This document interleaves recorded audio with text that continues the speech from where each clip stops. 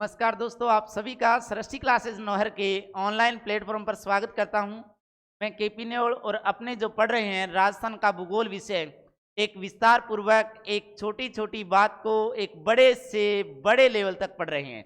लेकिन सभी भाई बहन, अगर आपको अच्छा लग रहा है तो आप क्लास को सबसे पहले शेयर कीजिए। आपको पता है कि सर डेली हमारे लिए 8:30 बजे डेली शाम को लाइव आ रहे हैं, तो आप ज़्यादा से ज़्यादा क्लास को शेयर कीजिए ताकि सभी भाई बहन इन क्लासों का आनंद ले सकें और अपना जो सृष्टि परिवार है ये परिवार दिन प्रतिदिन बड़ा हो, तभी अपने को आनंद आने वाला है दोस्तों।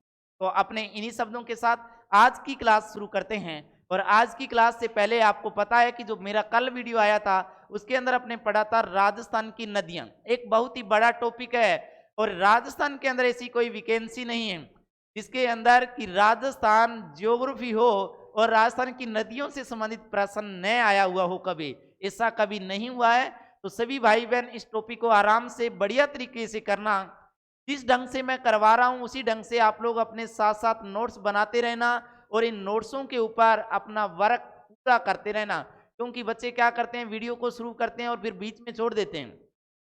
ऑनलाइन पढ़ना हमारे लिए बहुत बड़ा साबित हो सकता है, लेकिन हम करते क्या हैं? ऑनलाइन के अंदर सबसे बड़ी कमजोरी ये है कि वीडियो को ऑन जरूर करते हैं लेकिन पूरा कभी नहीं देखते हैं। अगर आप जिस दिन ये आदत बना लोगे, ये हैबिट आपकी बन जाएगी कि वीडियो को अंत तक देखना है, वीडियो को ज्यादा से ज्यादा, कम से कम, मैं कहता हूं कम से कम वीडियो को 2 बार देखो। आप लोग 2 बार देखने के बाद आपके सारे डाउट क्लियर हो जाएंगे, आपकी सारी कंफ्यूजन दूर हो जाएगी। तो सही भी भाई बहनों से निवेदन है, क्लास को पहले शेयर कीजिए, फिर अपने आज की क्लास शुरू करते हैं। हाँ जी, पहले क्लास को शेयर कीजिए। हाँ जी दोस्त।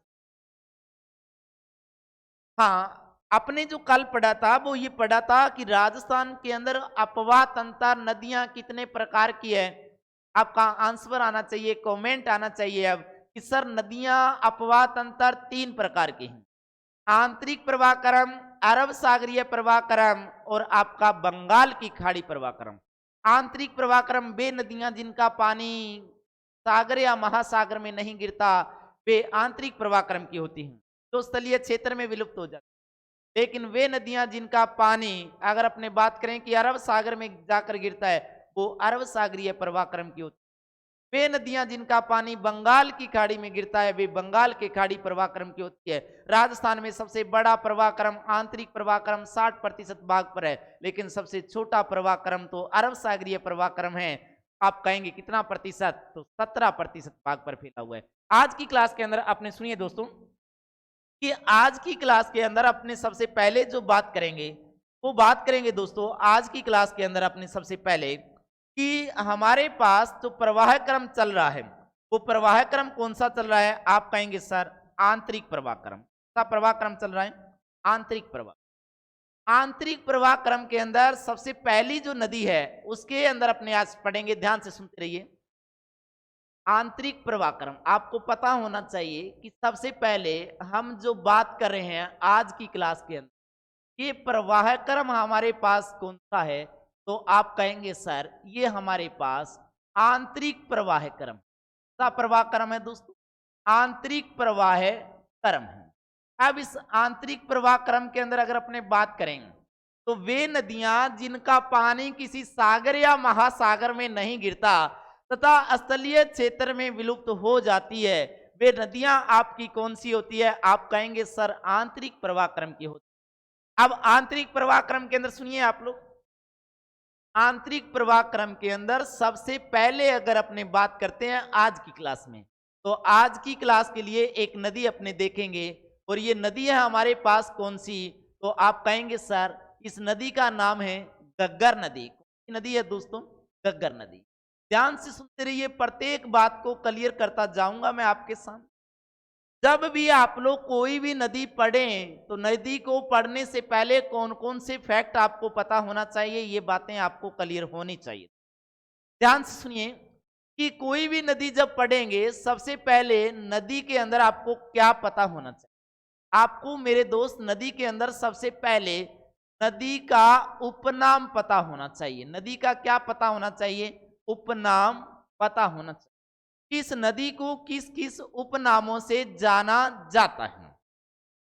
उपनाम के बाद अगर अपने बात करें तो आपको क्या पता होना चाहिए दोस्तों? आपको नदी का उद्गम स्थल पता होना चाहिए। कौन सा भाई? आप कहेंगे सर उद्गम स्थल पता होना चाहिए आपको। ये प्रश्न आपको पता होना चाहिए कि नदी पढ़ने से पहले पहले कौन से फैक्ट हमें क्लियर करने हैं। अब इसके बाद 3 नंबर अगर मैं बात करूं, तो 3 नंबर जो बात है आपको पता होना चाहिए नदी से संबंधित नदी का प्रवाह क्रम। नदी का क्या पता होना चाहिए? आप कहेंगे सर नदी का प्रवाह क्रम पता, नदी का उपनाम, नदी का उद्गम स्थल, नदी का प्रवाह क्रम। ये बातें हमें सबसे पहले ये बातें क्लियर होना चाहिए, क्योंकि एग्जामिनर सबसे पहले इन्हीं बातों के ऊपर फोकस करता है, इन्हीं को टारगेट लेकर बार बार प्रश्न यहीं से आ रहे हैं। देखिए दोस्तों ध्यान से सुनिए। सबसे पहले अगर अपने बात करते हैं दोस्तों, ध्यान से सुनिए आप लोग। सबसे पहले अगर अपने बात करते हैं तो घग्गर नदी के आपको उपनाम पता होना चाहिए। तो घग्गर नदी के उपनाम देखिए आप लोग ध्यान से सुनिए। घग्गर नदी के उपनाम हैं, कौन कौन से उपनाम हैं आपके सामने लिखता जाऊंगा मैं। घग्गर नदी को सरस्वती नदी कहा जाता है। सरस्वती नदी के साथ साथ इसको कहा जाता है तवसदती नदी। ध्यान से सुनते जाइए, घबराना नहीं है, बहुत सारी बातें आपको नहीं मिलने वाली है इस क्लास के अंदर। घग्गर नदी को सरस्वती दवसदती, इसी के साथ घग्गर नदी को नाली नदी कहा जाता है, और नाली के साथ घग्गर नदी को मृत नदी कहा जाता है। और मृत नदी के साथ साथ अगर अपने बात करें तो घग्गर नदी को दोस्तों नट नदी कहा जाता है, और नट नदी के साथ साथ घग्गर नदी को सोतर नदी कहा जाता है। ध्यान से सुनते रहिए आप लोग, कौन सा नाम दिया जाता है? सोतर नदी। और इसी के साथ घग्गर नदी को क्या कहा जाता है? तो आप कहेंगे सर इसको कहा जाता है राजस्थान का शोक। ध्यान से सुनते रहिए, राजस्थान का क्या कहा जाता है? शोक कहा जाता है। ध्यान से सुन, प्रश्न आएगा घग्गर नदी के कौन कौन से उपनाम है? सरस्वती, दवसदती, नाली, मृत, नट, सोतर, राजस्थान का शोक। ये सारे के सारे जो नाम हैं कौन सी नदी के उपनाम हैं? आप कहेंगे सर घग्गर नदी के उपनाम हैं। कौन सी नदी के उपनाम है? घग्गर नदी के। अब सुनिए आप लोग, घग्गर नदी के उपनाम हैं, और उपनाम के बाद 2 नंबर जो फैक्ट लिखा है, नदी का क्या पता होना चाहिए आपको? उद्गम स्थल पता होना चाहिए। क्या पता होना चाहिए दोस्तों? उद्गम स्थल पता होना चाहिए। आइए अपने पता करते हैं कि घग्गर नदी कहां से निकल के आती है। ध्यान से सुनिए, घग्गर नदी निकल कर आती है, वो राज्य कौन सा है? वो राज्य है दोस्तों हिमाचल प्रदेश। ध्यान से सुनते जाइए आप, वो राज्य कौन सा है? हिमाचल प्रदेश। हिमाचल प्रदेश में एक पर्वतमाला है, और उस पर्वतमाला का नाम है दोस्तों हिमालय पर्वतमाला। ध्यान से सुनते रहिए आप लोग, कौन सी पर्वतमाला है? आप कहेंगे सर हिमालय पर्वतमाला। हिमाचल प्रदेश में हिमालय पर्वतमाला की, ध्यान से सुनिए, हिमालय पर्वतमाला की शिवालिक, कौन सी पहाड़ियां भाई? शिवालिक, या फिर कौन सी पहाड़ियों से? आपका आंसर आना चाहिए कि सर कालका की पहाड़ियों से। ध्यान से सुनते रहिए, बहुत ही शानदार प्रश्न है, प्रत्येक बात क्लियर करेंगे अपने। ध्यान से सुनते जाइए आप लोग। प्रश्न क्या है आपके सामने कि घग्गर नदी कहां से निकलकर आती है? उद्गम स्थल बताइए। आप क्या कहेंगे? हिमाचल प्रदेश में हिमालय पर्वतमाला की शिवालिक या कालका की पहाड़ियों से निकलने वाली नदी कौन सी है? घग्गर नदी। 2 फैक्ट आपको याद हो चुके। कौन से 2 फैक्ट? अरे उपनाम कौन से हैं? सरस्वती, दवसदती, नाली, मृत, नट, सोतर, राजस्थान का शोक। उद्गम स्थल क्या है? आप कहेंगे सर हिमाचल प्रदेश में हिमालय पर्वतमाला की शिवालिक या फिर कालका की पहाड़ियों से निकलकर आती है। आप सुनते जाइए। 3 नंबर फैक्ट आपके पास कौन सा है? प्रवाह क्रम। कौन सा फैक्ट अभी? प्रवाह क्रम। सुनते जाइए। अगर अपने बात करते हैं दोस्तों प्रवाह क्रम की, देखिए आप लोग कि प्रवाह क्रम की जब बात आएगी तो आपको कैसे याद करना है।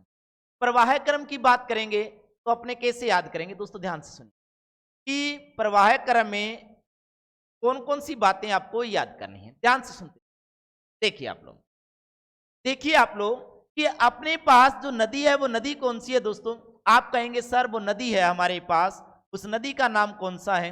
तो अपने कहेंगे वो नदी है दोस्तों अपने पास घग्गर नदी। कौन सी नदी है? घग्गर नदी। देखिए आप लोग, अगर मैं बात करूं यहां से बात करें, ध्यान से सुनते जाइए आप लोग।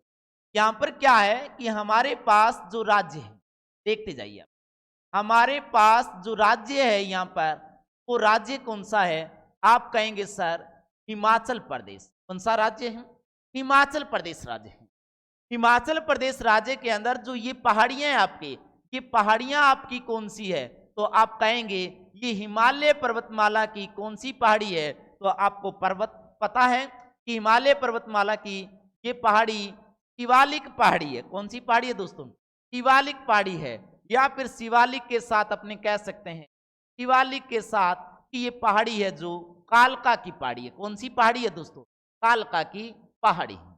हिमाचल प्रदेश में हिमालय पर्वतमाला की शिवालिक या कालका की पहाड़ी से निकलने वाली नदी कौन सी है? कमेंट करके बताइए। वो नदी है दोस्तों आपकी कौन सी? घग्गर नदी।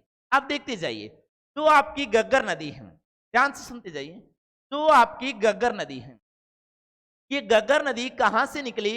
आप कहेंगे सर तो ये घग्गर नदी है, ये हिमाचल प्रदेश से निकली थी, हिमालय पर्वतमाला की शिवालिक या कालका की पहाड़ियों से। और निकलने के बाद क्या किया?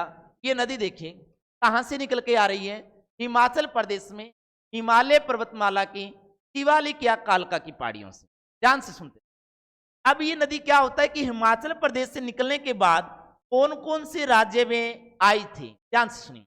अगर अपने राज्यों की बात करते हैं दोस्तों, ध्यान से सुनिए, हिमाचल प्रदेश से निकलने के बाद ये नदी आई थी आपकी पंजाब राज्य में। कौन से राज्य में आई थी दोस्तों?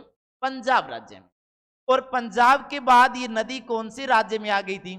आप कहेंगे सर हरियाणा राज्य में। कौन से राज्य में? हरियाणा राज्य में।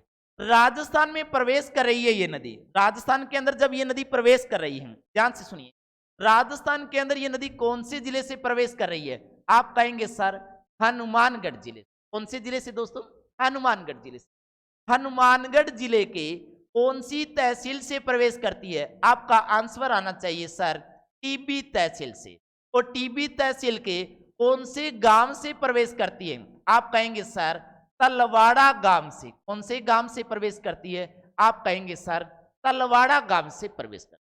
प्रवेश करने के बाद दोस्तों ध्यान से सुनिए, प्रवेश करने के बाद क्या हुआ कि ये जो हमारी नदी थी घग्गर नदी, हनुमानगढ़ जिले से आगे चलती है।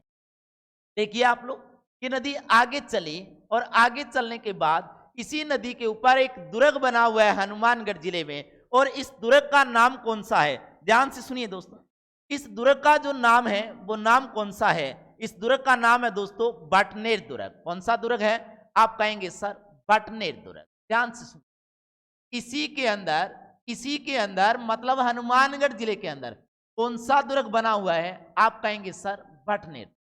देखिए जो घग्गर नदी है कि प्रवाह क्रम की बात कर रहे हैं, इसका क्या पढ़ रहे हैं हम लोग? आपको पता होना चाहिए कि सर हम इसका क्या पढ़ रहे हैं। आप कहेंगे सर इसका प्रवाह क्रम पढ़ रहे हैं। घग्गर नदी का आप लोग क्या पढ़ रहे हैं दोस्तों? आपका आंसर आना चाहिए कि सर हम प्रवाह क्रम पढ़ रहे हैं। घग्गर नदी का प्रवाह क्रम क्या है कि हिमाचल प्रदेश में शिवालिक या कालका की पहाड़ियों से निकलकर पंजाब व हरियाणा में बहते हुए राजस्थान के अंदर हनुमानगढ़ जिले की टीबी तहसील के तलवाड़ा गांव से प्रवेश करने के बाद क्या होता है कि बटनेर दुर्ग के पास जाकर ये नदी विलुप्त हो जाती है। लेकिन वर्षा ऋतु में क्या होता है दोस्तों कि वर्षा ऋतु के अंदर इस नदी का जो पानी है, वर्षा ऋतु के अंदर इस नदी का जो पानी है, ये पानी चला जाता है हनुमानगढ़ जिले से गंगानगर जिले के सूरतगढ़ व अनूपगढ़ शहर तक। सूरतगढ़ व अनूपगढ़ शहर। ध्यान से सुनते रहिए। अगर अपने बात करते हैं कि वर्षा ऋतु में इस नदी का जो पानी है ये कहां चला गया है? गंगानगर जिले में। और गंगानगर जिले की बात करें तो गंगानगर जिले के कौन से शहरों तक इसका पानी पहुंच गया है? तो आपको पता होना चाहिए, इसका पानी गंगानगर के पहले चलता है सूरतगढ़ में और फिर कौन से शहर में पहुंचता है? अनूपगढ़ शहर में। कौन से शहर में दोस्तों? अनूपगढ़ शहर तक चला जाता है। अब क्या होता है कि वर्षा ऋतु जब आती है, कौन सी ऋतु आती है? वर्षा ऋतु। वर्षा ऋतु जब आती है तो वर्षा ऋतु में इस नदी का पानी क्या करता है गंगानगर जिले से बाहर और पाकिस्तान में चला जाता है। गंगानगर से बाहर कहां चला जाता है दोस्तों? पाकिस्तान में।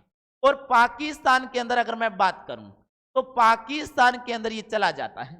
और पाकिस्तान में क्या है कि आपको याद रखना है, पाकिस्तान के अंदर जब इसका पानी जाता है तो पाकिस्तान के अंदर जो ये जगह है, इस जगह का नाम कौन सा है? आप कहेंगे सर इस जगह का नाम तो फोर्ट अब्बास है। कौन सी जगह है दोस्तों? फोर्ट अब्बास। इस फोर्ट अब्बास नामक जगह पर जाकर जो आपकी नदी है गग्गर नदी, ये क्या हो जाती है? विलुप्त हो। ध्यान से सुनते रहिए, बातें क्लियर हो जाएगी आप लोगों को, घबराना नहीं। हिमाचल प्रदेश में हिमालय पर्वतमाला की शिवालिक या कालका की पहाड़ियों से निकलकर पंजाब हरियाणा में बहते हुए राजस्थान में हनुमानगढ़ जिले के टीबी तहसील के तलवाड़ा गांव से प्रवेश करने के बाद बटनेर दुर्ग के पास जाकर विलुप्त हो जाती है। लेकिन क्या होता है कि वर्षा ऋतु में इसका पानी गंगानगर जिले के सूरतगढ़ व अनूपगढ़ तक चला जाता है। अत्यधिक वर्षा व बाढ़ के समय इसका पानी कहां चला जाता है? तो आप कहेंगे सर अत्यधिक वर्षा व बाढ़ के समय जो इसका पानी है ये पानी कहां चला जाता है? तो आप कहेंगे सर इसका पानी पाकिस्तान चला जाता है। कौन से देश में चला जाता है दोस्तों? पाकिस्तान देश में। और पाकिस्तान के अंदर जो गग्गर नदी का जो प्रवाह क्रम है इसको क्या कहा जाता है? तो आपको याद रखना है पाकिस्तान के अंदर गग्गर नदी के प्रवाह क्रम को हकरा के नाम से जाना जाता है। किसके नाम से दोस्तों? हकरा के नाम से जाना जाता है। अब सुनते रहिए आप लोग। अगर अपने बात करते हैं कि राजस्थान में गग्गर नदी के प्रवाह क्रम को क्या नाम दिया जाता है? किसके अंदर दोस्तों? राजस्थान में। राजस्थान में गग्गर नदी के प्रवाह क्रम को किस नाम से जाना जाता है? आपका आंसर आना चाहिए कि सोडावाटी के नाम से जाना जाता है। पाकिस्तान में किस नाम से? हकरा के नाम से। लेकिन राजस्थान में किस नाम से? आप कहेंगे सर सोडावाटी के नाम से जाना जाता है। और बातें सुनिए आप लोग, घबराना नहीं है, प्रत्येक बात को अपने क्लियर करते हुए चलेंगे। आइए मेरे साथ। अगर अपने बात करें कि गग्गर नदी के किनारे सभ्यता स्थल है क्या? बिल्कुल है दोस्तों। और कितने सभ्यता स्थल हैं? 3 हैं।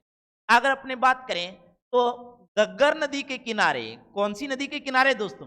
गग्गर नदी के किनारे अगर मैं बात करूं तो गग्गर नदी के किनारे हनुमानगढ़ जिले के अंदर एक सभ्यता है जिसका नाम कौन सा है? आप कहेंगे सर कालीबंगा सभ्यता। कौन सी सभ्यता है मेरे दोस्तों? कालीबंगा सभ्यता। और कालीबंगा सभ्यता के साथ साथ दूसरी सभ्यता है जिसका नाम है दोस्तों पीलीबंगा सभ्यता। और पीलीबंगा सभ्यता के साथ साथ जो तीसरी सभ्यता है इसका नाम है दोस्तों रंगमहल सभ्यता। कौन सी सभ्यता याद रखना है? आपको याद रखना है मेरे दोस्त, रंगमहल सभ्यता। पेपर में प्रश्न छपेगा कि हनुमानगढ़ जिले में गग्गर नदी के किनारे कितने सभ्यता स्थल हैं? आप कहेंगे सर 3। कौन कौन से? कालीबंगा, पीलीबंगा, रंगमहल सभ्यता। और हनुमानगढ़ जिले के अंदर इसी गग्गर नदी के किनारे अगर अपने बात करें तो हनुमानगढ़ जिले में गग्गर नदी के किनारे कौन सी झील बनी हुई है? आप कहेंगे सर तलवाड़ा झील बनी हुई। कौन सी झील बनी हुई है दोस्तों? आपका आंसर आना चाहिए तलवाड़ा झील बनी। अब सुनते जाइए आप लोग। गग्गर नदी की बात करें तो गग्गर नदी राजस्थान की आंतरिक प्रवाह क्रम की सबसे लंबी नदी है। पेपर में प्रश्न आएगा आपके सामने, ध्यान से सुनिए। अगर प्रश्न आएगा आपके सामने, ध्यान से सुनिए। प्रश्न क्या आएगा? राजस्थान में आंतरिक प्रवाह क्रम की सबसे लंबी नदी कौन सी है? तो आपको पता है कि राजस्थान में सबसे लंबी नदी आंतरिक प्रवाह क्रम की पूछेगा तो आपका आंसर आना चाहिए दोस्तों कौन सी नदी है? आप कहेंगे सर गग्गर नदी। गग्गर नदी की अगर अपने बात करें तो गग्गर नदी की कुल लंबाई कितनी है दोस्तों? अरे कुल लंबाई इसकी है दोस्तों 465 किलोमीटर। 465 किलोमीटर। लेकिन अगर अपने बात करते हैं कि गग्गर नदी राजस्थान में आंतरिक प्रवाह क्रम की क्या है? सबसे लंबी नदी। और इसकी लंबाई कितनी है? आप कहेंगे सर 465 किलोमीटर है। अब सुनते जाइए। गग्गर नदी राजस्थान से निकलने के बाद पाकिस्तान में गई तो कहा जाता है दोस्तों, ध्यान से सुनिए आप लोग, प्रश्न आएगा आपके सामने। राजस्थान में एकमात्र अंतरराष्ट्रीय नदी, ध्यान से सुनिए, एकमात्र अंतरराष्ट्रीय नदी कौन सी है? तो राजस्थान की एकमात्र अंतरराष्ट्रीय जो नदी है वो नदी कौन सी है दोस्तों? आपका आंसर आना चाहिए कि वो नदी तो दोस्तों घग्गर नदी है। आज की क्लास में हमने कौन सी नदी के बारे में पढ़ा है, घग्गर नदी के बारे में कौन कौन सी बातें पढ़ी है दोस्तों, ध्यान से सुनिए कि आज की क्लास के अंदर हमने सबसे पहले क्या देखा है कि आंतरिक प्रवाह क्रम के अंदर नदी कौन सी है, घग्गर। उपनाम कौन सी, सरस्वती, दवसती, नाली, मृत, नट, सोतर, राजस्थान का शोक कहा जाता है। लेकिन दोस्तों क्या है कि उद्गम स्थल भी पढ़ना है, उपनाम के बाद अपने उद्गम स्थल पता होना चाहिए। और उद्गम स्थल क्या है, हिमाचल प्रदेश में हिमालय पर्वतमाला की शिवालिक या कालका की पहाड़ियों से। कौन सी पहाड़ियां, शिवालिक या कालका की पहाड़ियों से होता। लेकिन दोस्तों इसके बाद आपको क्या पता होना चाहिए, आप कहेंगे सर इसका प्रवाह क्रम पता होना चाहिए। क्या पता होना चाहिए दोस्तों, प्रवाह क्रम। सुनते जाइए, प्रवाह क्रम की अगर अपने बात करें, ये नदी प्रवाह क्रम देखो हिमाचल प्रदेश के अंदर, हिमाचल प्रदेश के अंदर कौन सी पर्वतमाला से निकल रही है, आप कहेंगे सर हिमालय पर्वतमाला से। कौन सी पर्वतमाला से, हिमालय पर्वतमाला से निकल रही है। पंजाब हरियाणा में बहते हुए हनुमानगढ़ जिले की टीबी तहसील से प्रवेश करती है। प्रवेश करती है कौन से गांव से, तलवाड़ा गांव से, और बटनेर दुर्ग के पास जाकर स्थलीय क्षेत्र में क्या हो जाती है, विलुप्त। लेकिन वर्षा ऋतु में इसका पानी गंगानगर जिले के सूरतगढ़ व अनूपगढ़ तक चला जाता है। अत्यधिक वर्षा व बाढ़ के समय इसका पानी पाकिस्तान के फोर्ट आवास तक चला जाता है। और पाकिस्तान में फोर्ट आवास में घग्गर नदी का प्रवाह क्रम क्या कहलाता है, आप कहेंगे सर हकरा के नाम से जाना जाता है। लेकिन राजस्थान में घग्गर नदी का प्रवाह क्रम क्या कहलाता है, आप कहेंगे सर सोडावाटी कहलाता है। लेकिन दोस्तों ध्यान से सुनिए, जो आपकी घग्गर नदी है ये राजस्थान में आंतरिक प्रवाह क्रम की सबसे लंबी नदी है, जिसकी लंबाई कितनी है, 465 किलोमीटर है। और ये राजस्थान की एकमात्र अंतरराष्ट्रीय नदी भी है। लेकिन दोस्तों ध्यान से सुनिए, घग्गर नदी के किनारे हनुमानगढ़ जिले के अंदर कालीबंगा, पीलीबंगा और रंगमहल ये सभ्यता स्थल हैं। कौन से, कालीबंगा, पीलीबंगा और रंगमहल सभ्यता स्थल हैं। लेकिन दोस्तों इसी के साथ अगर अपने बात करें तो हमारी जो घग्गर नदी है इसके किनारे हनुमानगढ़ जिले में कौन सी झील है, आप कहेंगे सर तलवाड़ा झील है। कौन सी झील है दोस्तों, आपका आंसर आना चाहिए तलवाड़ा झील है। इसी के साथ अपने एक नदी की और भी बात करेंगे, छोटी सी नदी है, ध्यान से सुनते जाइए आप लोग, ज्यादा बड़ी नदी नहीं है, छोटी सी नदी है जिसकी अपने बात करेंगे दोस्तों, ध्यान से सुनिए। घग्गर नदी के बाद 2 नंबर जो नदी है आंतरिक प्रवाह क्रम की, इसका नाम है दोस्तों, ध्यान से सुनते जाइए आप लोग, इस नदी का नाम है कांकनी नदी। ध्यान से सुनिए, कौन सा नाम है दोस्तों, कांकनी नदी। अब कोई भी नदी पढ़ेंगे तो नदी का क्या पढ़ेंगे दोस्तों, उपनाम पढ़ेंगे। सबसे पहले नदी का क्या पढ़ेंगे अपने, आप कहेंगे सर नदी का अपने उपनाम देखें। कांकनी नदी के 2 उपनाम हैं। कितने उपनाम हैं, तो आपको याद रखना है कि 2 उपनाम हैं। कांकनी नदी का एक तो उपनाम है, इसको कहा जाता है मेरे दोस्तों कांकनेय नदी। कौन सा नाम है, कांकनेय। और दूसरा इसका नाम है दोस्तों मसूरदी नदी। कौन सा नाम है मेरे दोस्तों, आप कहेंगे सर मसूरदी नदी नाम।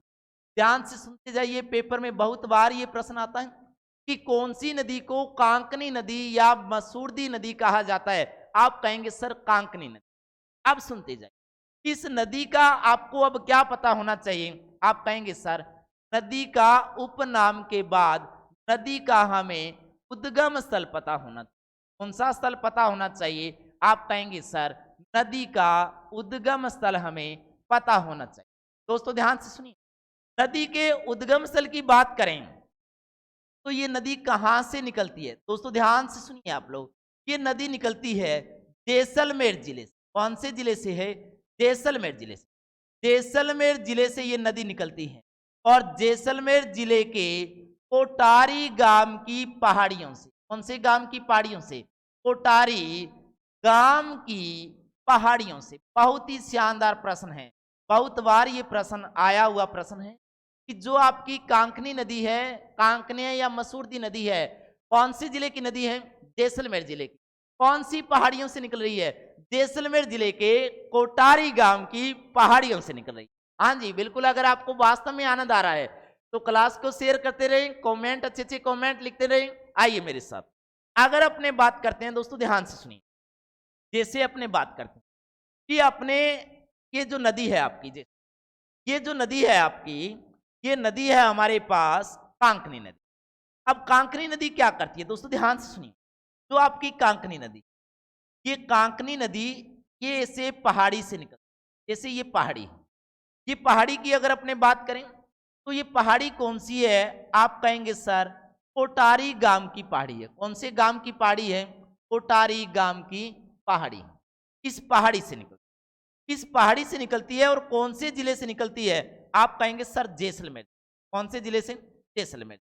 अब देखो ये नदी क्या करती है, जैसलमेर जिले के कोटारी गांव की पहाड़ियों से निकलकर जैसलमेर में बहते हुए और एक झील का निर्माण करती है। किसका निर्माण करती है दोस्तों, आपको पता है, आपको पता है, एक झील का निर्माण।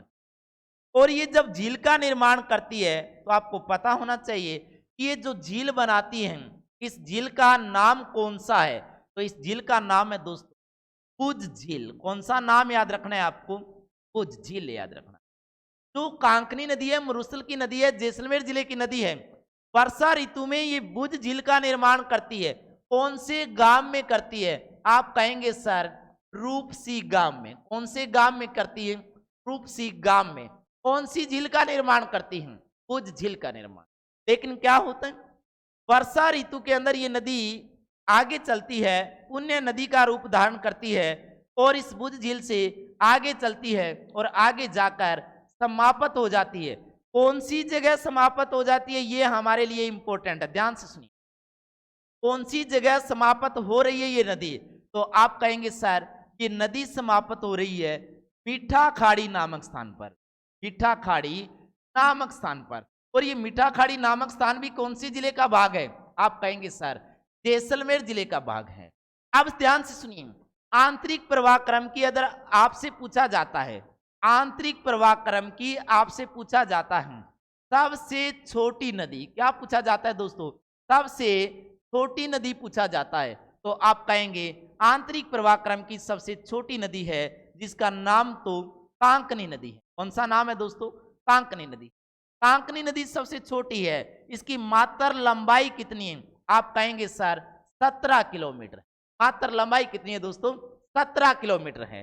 ध्यान से सुनते, राजस्थान में आंतरिक प्रवाह क्रम की सबसे लंबी नदी कौन सी है, आप कहेंगे सर घग्गर नदी है। लेकिन राजस्थान में आंतरिक प्रवाह क्रम की सबसे छोटी नदी कौन सी है, आप कहेंगे सर कांकनी नदी है, जो जैसलमेर जिले के कोटारी गांव की पहाड़ियों से निकलती है। कांकने या मसूरदी नदी के नाम से जानी जाती है। कोटारी गांव से निकलकर जैसलमेर में बहते हुए, कौन से जिले में बहते हुए, जैसलमेर जिले में बहते हुए, जैसलमेर जिले में बहते हुए और रूपसी गांव के अंदर बुझ झील का निर्माण करते हुए मीठा खाड़ी नामक स्थान पर जाकर विलुप्त हो जाती है। राजस्थान में आंतरिक प्रवाह क्रम की सबसे छोटी नदी। अगर आपको क्लास अच्छा लग रहा है, आपको लगता है सर वास्तव में मेहनत कर रहे हैं, दोस्तों क्लास को शेयर कीजिए। और सभी भाई बहनों को मेरी तरफ से नमस्कार। सभी भाई बहनों का बहुत ज़्यादा आभार व्यक्त करता हूं और अपने मिलते हैं एक नेक्स्ट क्लास के साथ। तब तक सभी भाई बहनों को जय हिंद, नमस्कार और ज़्यादा से ज़्यादा रहें। मिलते हैं अपने एक नेक्स्ट वीडियो। ओके दोस्तों।